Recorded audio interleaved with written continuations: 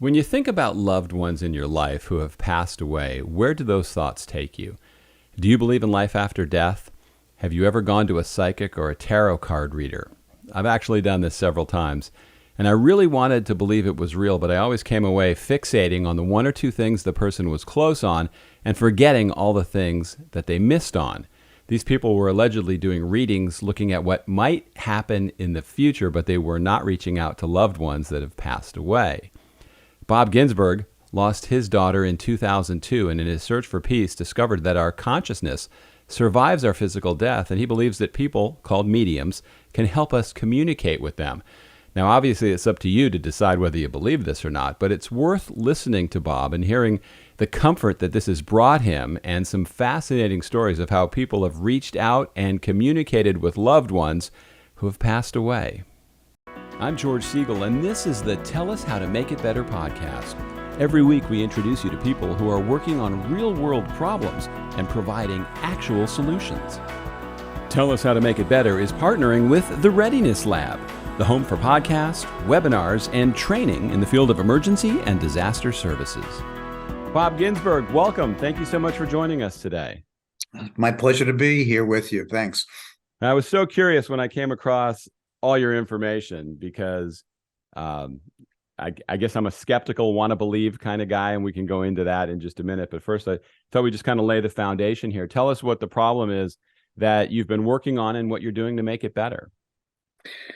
Well, the problem is that, we find today, especially just look around us. I mean, everything that's going on, people are starting to question if there's any meaning and purpose to their lives. I mean, everything certainly appears to be random. And baby boomers that are coming of age like myself I never really questioned if it's possible that anything happens next. And I'm talking not from a religious perspective, just from a logic perspective. So, what I've been working on for the last 20 years is evidence that shows that we're more than our physical bodies. And along with that, that our minds can act independently of our brains, which then suggests that after our body physically dies, we continue in some form. So, if one can come to that belief, that inner knowing, they can live their lives more fully because they don't, the fear aspect, which dominates the lives of many people today, the fear of death, kind of goes away. So in a nutshell, that's where we're at.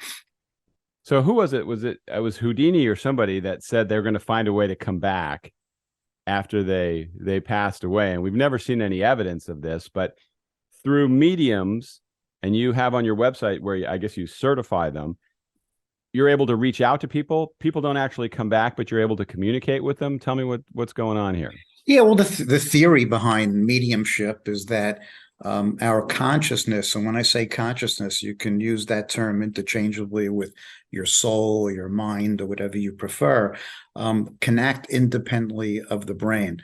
So that means that, for instance, with things like telepathy and ESP and things like that, it shows remote viewing, that some people can extend their consciousness to another site, and therefore, since after our physical death, our consciousness still continues, the assumption is that we can still communicate because we go to the next dimension with our memories and personality intact. So what mediums do, the ones that really can do what they claim, and I'll be the first one to tell you that 90% of them are full of crap, but there's 10% that really can do it.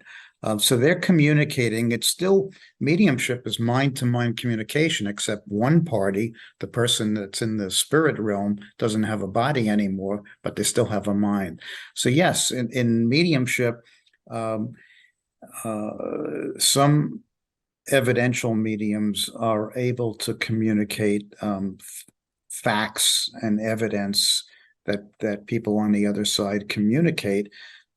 theoretically, it's things that they could not have possibly known or researched, which is difficult in today's information age. I mean, I could be talking to you now and have your Facebook page up on my screen and start spitting back everything that I see on Facebook. So you I would be mentioned, very impressed by that trick, by the yeah.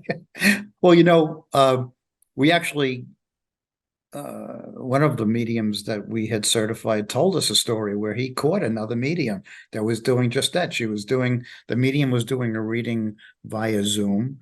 And, in one part of the medium screen, she had, the sitter, the person who's getting the reading up. And on the other side of her screen, she did have that sitter's Facebook page open. And she was reading back all the information. And the sitter, not knowing anything about mediumship, thought that this medium was the greatest medium in the world. Wow, how does she know all this? But it was a totally fraudulent, reading. But mediumship is only one part of it. There's other evidence, near-death experiences and deathbed visions and reincarnation and all sorts of after-death communications that we research and study. And when you step back and you look at all the evidence, it's easy to dismiss any one discipline of research. But the thing that makes the most sense when you look at everything as a whole is that our consciousness does, survive a physical death. There was a story on Dateline several years ago where they kind of exposed the charlatans in this. And it seems like in any industry where there could be something fascinating, it also brings out the people that are going to try to make a buck off of it and con people. Now, full disclosure, I've gone to psychics for years because I'm one of those people that wanted to believe. And I always walk out of there with those one or two kernels that they might have gotten right, because I think some people are good at reading people's body language. If you were an expert at that and you talked to me, you could pull things out of me and lead things out of me. And if you just hit on one or two, I forget the 50 that you might have whiffed on that had no bearing. I had one psychic back in the 90s tell me I was going to have a redheaded child. I have a redheaded child, but I don't know what the odds. I mean, so I could sit there and go, wow, they were so good. Yeah. Or what were the odds? Was 1 in 3, 1 in 4. Yeah. So what are your thoughts on all that? Well, there is a difference between psychics and mediums, so a lot of us, probably all of us, have some degree of intuitive ability. With some it's more enhanced than the other. So what you described, if this psychic said to you that you were going to have a child, with red hair, that's not information that she or he was getting from the other side, so to speak. It's mind to mind, telepathic communication. She's picking up information, and of course, you were in no position to verify it whether it was right or wrong, But there are some people that, in addition to being psychic, they have the ability. It's like a different skill set. They can communicate with a discarnate entity, and you can evaluate the evidence. So, and what you said is exactly right. A lot of mediums, the ones that are not legit, use cold reading techniques. They look at your dilation of your eye pupils. They look at little subtle things that you do. If you acknowledge something, with a head nod or a slight head nod, they'll continue with that. They'll repeat the same things over and over again. As a matter of fact, researchers, scientists that study mediumship, they prefer when the sitter and the medium are blind to each other. So it eliminates the possibility of the medium using cold reading techniques. I mean, you could be the medium now and giving me a reading, and you'll look at me and you could size up my age or maybe my ethnicity and so forth. And you could say, hey, Bob, you have a great grandmother in spirit? And shit, yeah, she'd be 130, so it's a good bet. But if I was scoring it, I'd have to score it as a hit. But is it evidential? No, not at all. So when we conduct our medium certification process, we score very specific information that is weighted more heavily than just general stuff. I could give you a reading now and probably get a 90% accuracy, but it's all going to be general bullshit. I'm a short story. It would be Yeah. easy. That's going for the low hanging fruit. Now, in 2002, you tragically lost your daughter. And is that when you started getting into this? And did you feel like through this, you were able to communicate with her, or did you just find peace in just understanding to let go? Yeah. Well, the story behind that was that, the morning, my son and daughter were involved in a car accident, and my daughter did not survive, as you mentioned, and my son had very serious injuries. And the morning of that, the day of the accident, my wife at 3 o'clock in the morning shot up in bed and was trembling and shaking and was like white. And I said, "What's the matter?" And she couldn't even talk. And I pressed her. I said, "What's the matter?" And she said, "Something horrible is going to happen today." And I said, "Well, what does that mean?" What? And she said, "I can't tell you, but our lives are going to be changed forever today." So I didn't believe in any of, I didn't believe in anything regarding like a vision or telepathy or, mediumship or anything like that. But there were times together, we were married for 46 years, there were times together in our lives where she had similar visions. They were all good things, but they all turned out to be exactly the way she described it. They happened. So just logically, it told me if she was right then, she could be right now. And to make a long story short, I checked on our three kids throughout the day. And at night, I let my guard down. I let it fade from my awareness, and then it happened. So after a few months passed and it became clear that my son was going to recover from his injuries, I remembered that night. I said, "Wait a second." I said, "How is this possible?" I mean, how did my wife Fran know? Because she knew. I saw her. She was shaking and trembling. That started me on a quest.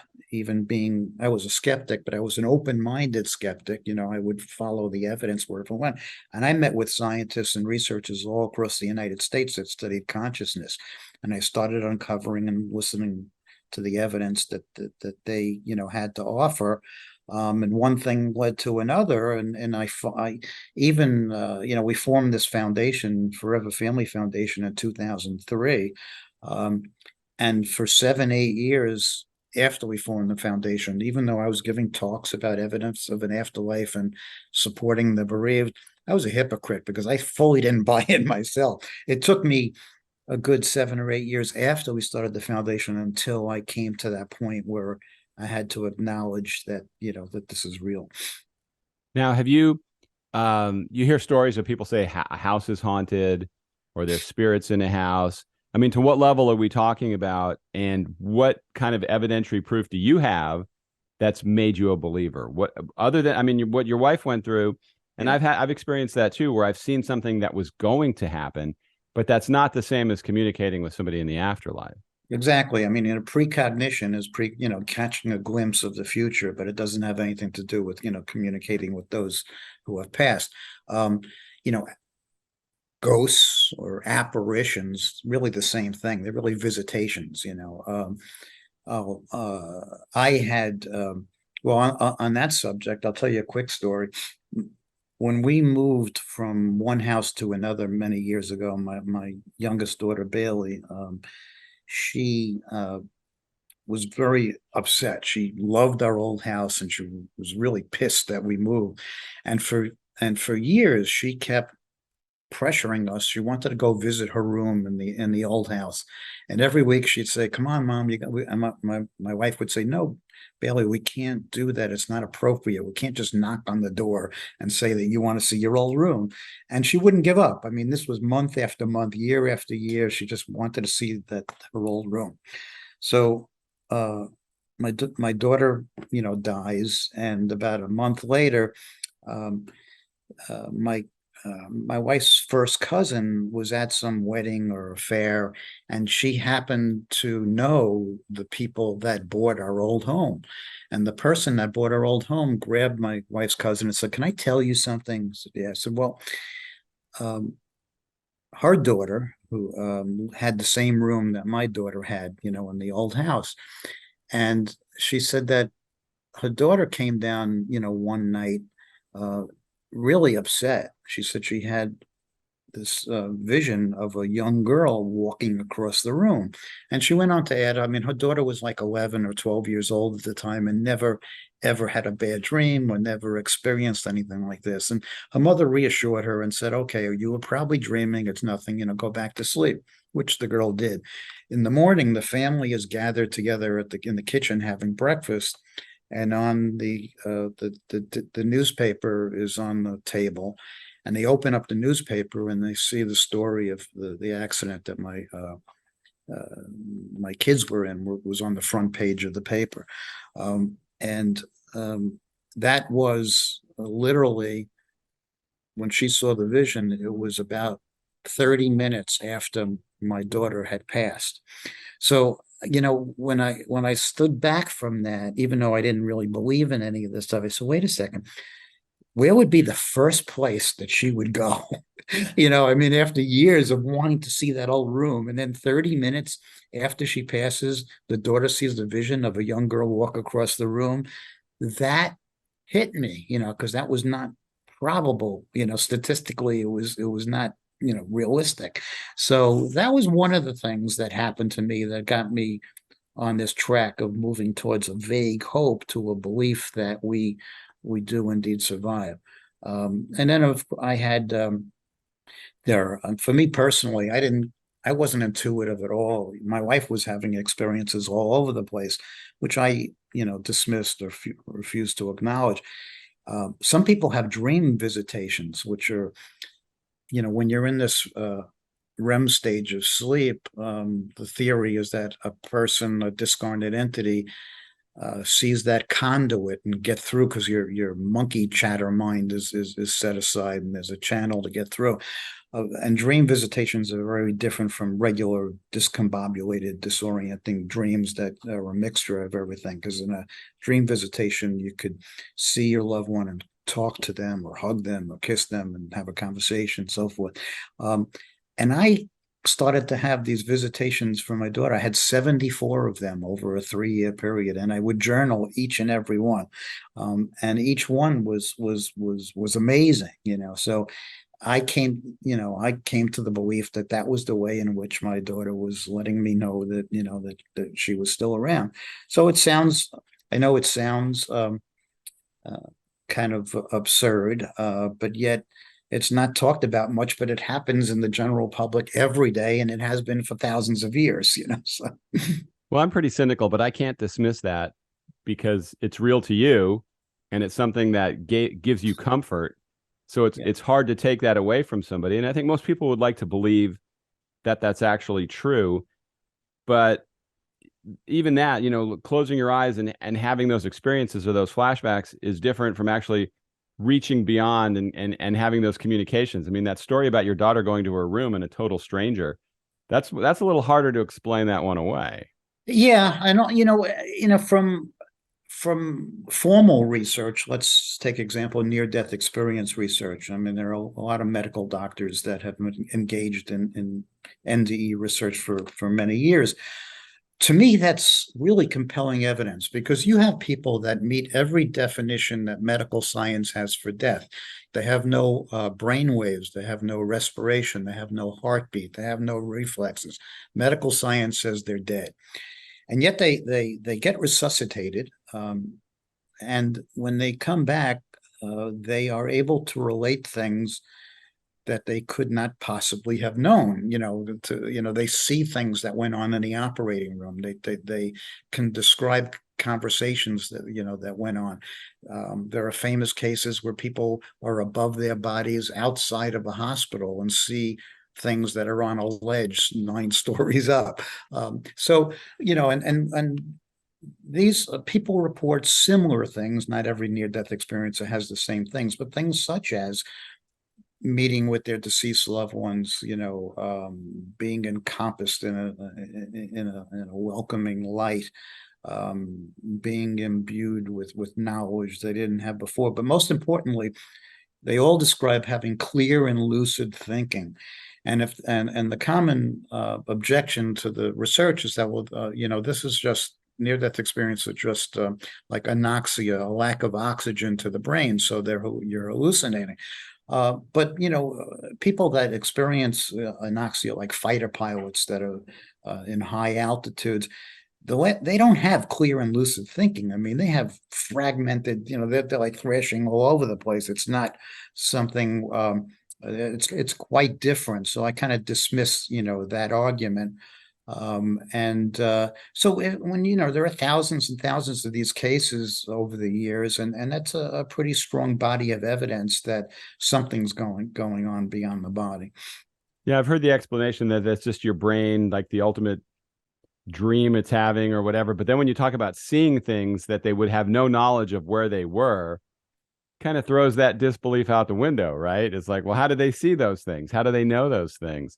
Yeah, It's curious. it is curious. And it happens all the time. I mean, another type of evidence of these end of life experiences, deathbed visions. There are people that were in that window, let's say 2 weeks out from their death or just before, that they reach out and they appear to be having conversations with, their deceased loved ones who presumably are there to help them cross over to the other side.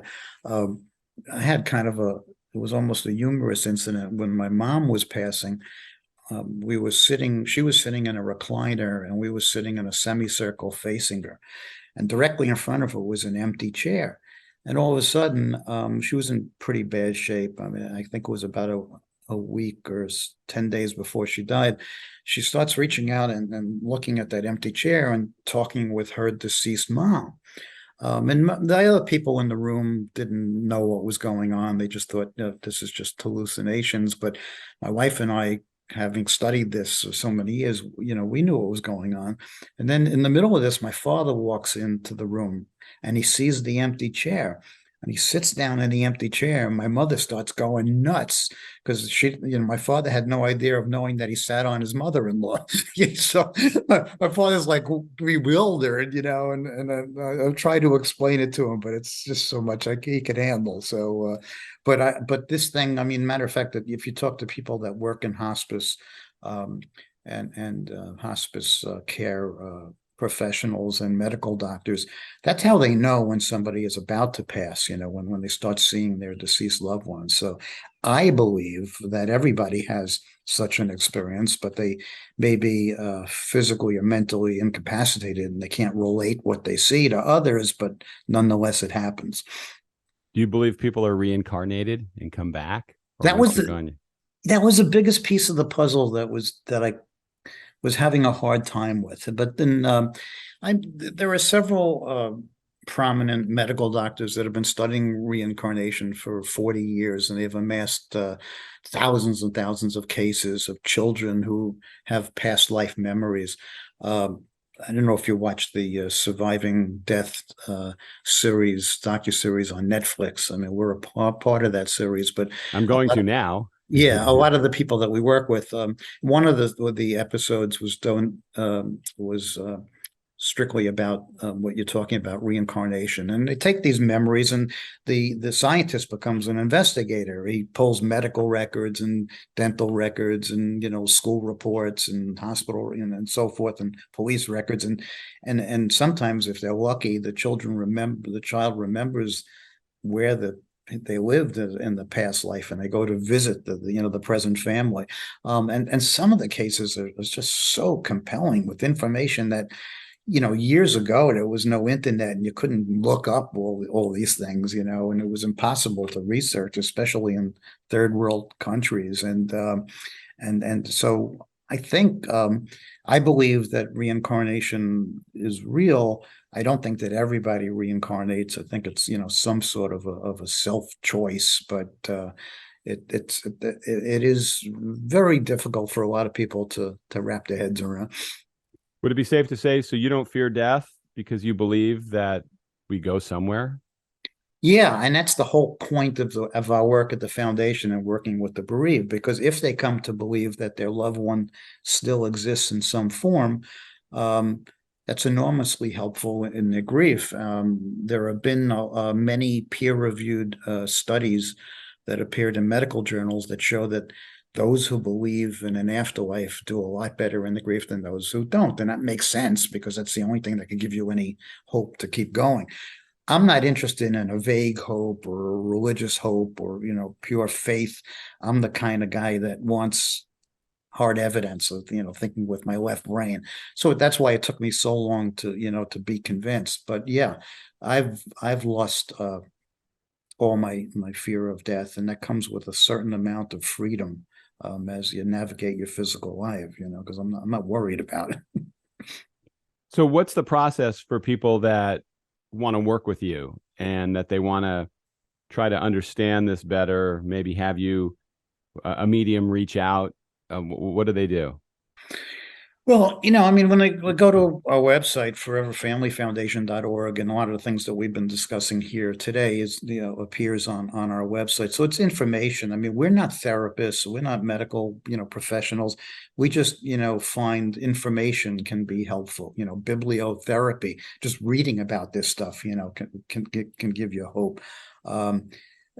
Personal experiences. I think there's two approaches you could take to get to that belief in an afterlife. One is from becoming aware of all the evidence and reading all the books, and the other is from having some sort of a profound personal experience that could be in a dream visitation, or it could be a medium reading, or a near-death experience, or some sort of vision that you have. I mean, we don't have any involvement with the mediums other than evaluating the evidence they provide under controlled conditions, so we can attest to the fact that they're, at least during the evaluation procedure, that they're the real deal. But people, if they want a reading, can go on a website, look up certified mediums, and these are all vetted mediums. And by the way, there's no difference in the information that they're able to communicate, whether they're sitting directly in front of you physically, like in their office, or via Zoom or the telephone. I mean, think about it. I mean, if you were talking about communicating with another dimension, so what difference does 3 feet or 3,000 miles make? Well, So it seems like it's easier to cheat if they're not right in front of you. At least yeah, you feel like if you're sitting in the same room, there's some more control over the environment. yeah, you would think, but then usually they'll collect your name in advance. You don't want to give them much information, but so they could do some research on you, beforehand. After my wife passed 2 years ago, and in the almost 20 years that we've been doing this work, I never ever, and neither did my wife, get a reading from one of the mediums that we certified, even though I know that they're among the best. And the reason that I never got a reading, because I knew I couldn't trust the information, because they knew too much about me and my story. But after my wife passed, Leslie Kane, who wrote the book Surviving Death, upon which the Netflix series is based, she was researching the book, and she got a reading from a medium that was in Ireland.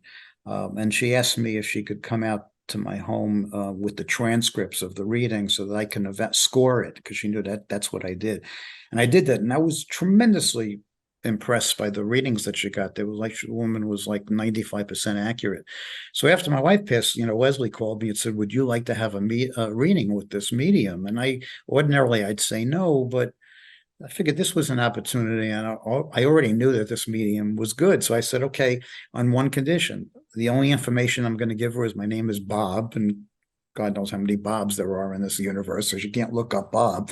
And I said, I won't pay for the reading with my information. So I asked my friend to pay for the reading in advance using her, PayPal account. And I got a reading, and it was a wonderfully accurate and evidential. And I'm scoring the actual reading as she's giving me the information. So I could trust the information. I knew that there wasn't any, there was no way that she could have researched me before she had, and then I was able to take the information. So I didn't question. It's better if you don't have to question something afterwards. What does a good reading with a medium cost? That's a good question, and it's all over the map. I think that a good reading with a medium could cost anywhere from $150 to $1,000, and that is outrageous.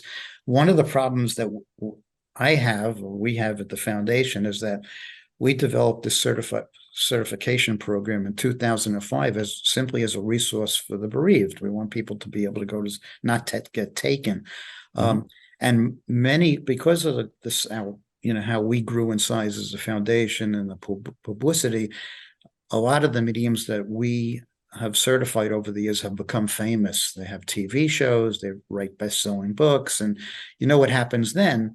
They do fewer and fewer readings. They charge more and more money.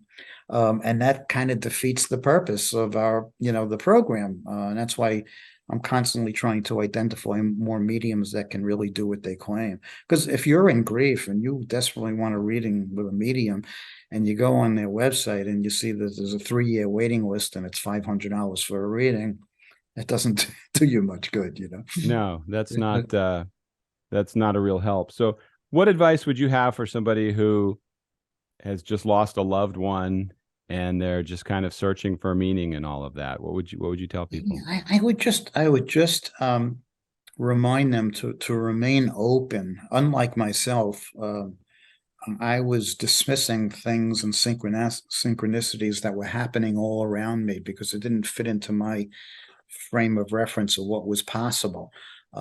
Oddly enough, once I had the science end of it to back up, then I started opening up to recognize, some of these things. But, just keep it learning and exploring, read, talk to others. And most importantly, people have these experiences, these after-death communications, people call them signs all the time, but they never talk about them with anybody else for fear of being ridiculed or labeled, or dismissed.